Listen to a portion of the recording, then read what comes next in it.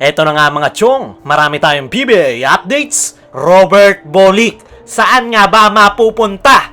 Justin Brownlee, spotted! Nasa Pilipinas na nga ba? Ito nga si Justin Brownlee mga chong ay hindi nakadalo sa opening ceremony ng PBA kung saan pinangaralan din yung Gilas Pilipinas players matapos nilang makuha ang gintong medalya after 61 years.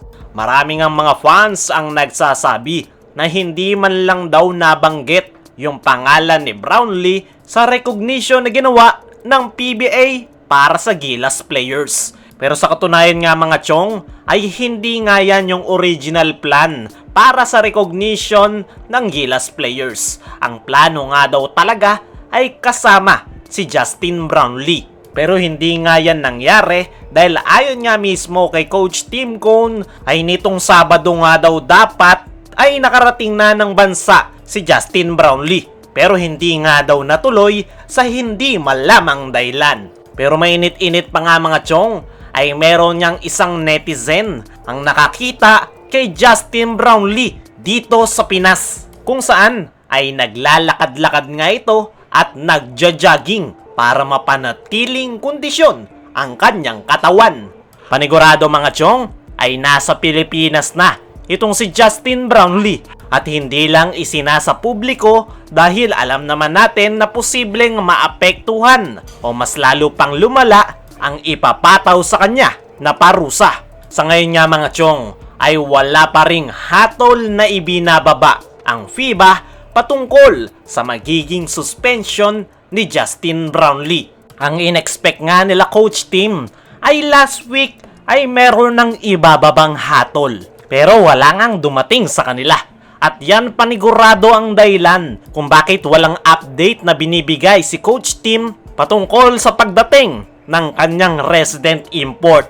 Posible talaga na nasa Pilipinas na si Brownlee dahil ayon nga sa ating mga source ay dito niya nga daw gugugulin ang ibibigay sa kanya na suspension at possible nga na 2 to 3 months nga lang yan. At nakadepende nga sa magiging performance ni Tony Bishop ngayong conference kung makakabalik si Justin Brownlee. Kung maganda ang tatakbuhin ng Hinebra with Tony Bishop, ay panigurado na next season na natin makikita itong si Justin Brownlee. Lalo na't nagre-recover pa nga rin daw ito sa kanyang foot injury. Para sa akin mga chong, ay napaka-unfair yung mga nangyayari para kay Justin Brownlee. Binigay nga nito ang kanyang lahat ng makakaya para mabigyan ng gintong medalya ang ating national team. Ang problema ay meron ngang pilit na nagpapabagsak ng kanyang karir.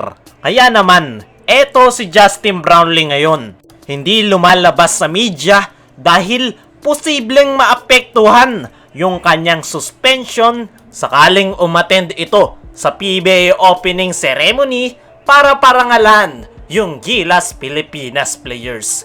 Kaya naman mas pinili ng kampo ni Justin Brownlee na wag na lang dumalo at wag munang lumabas sa media habang wala pang suspension na ibinababa para sa kanya. Sa kabilang banda, Robert Bolick, saan nga ba mapupunta?